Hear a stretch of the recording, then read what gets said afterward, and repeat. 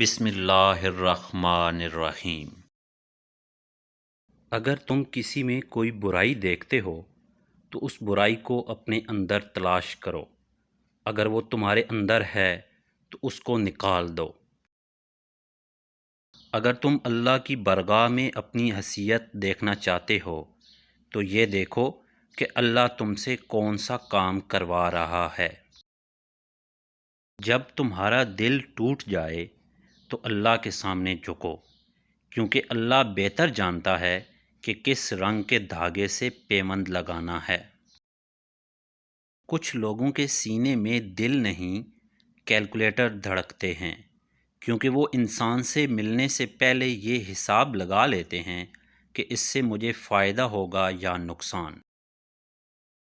قدر صرف کام کرنے والوں کی ہوتی ہے، کان بھرنے والوں کی نہیں۔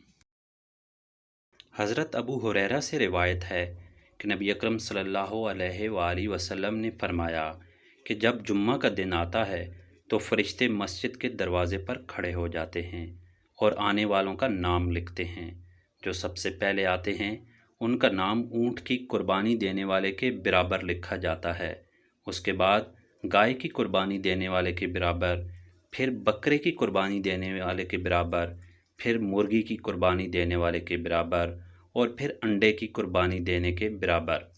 لیکن جب امام خطبہ دینے کے لیے کھڑا ہوتا ہے تو فرشتے نام لکھنا بند کر دیتے ہیں اور خطبہ سننے میں مشغول ہو جاتے ہیں۔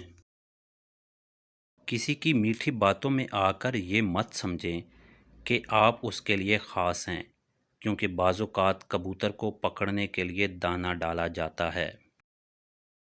اگر تمہیں ہر راستہ بند نظر آئے تو اللہ سے مانگو، اللہ تمہیں وہ راستہ دکھائے گا جو تم جانتے بھی نہیں ہوگے۔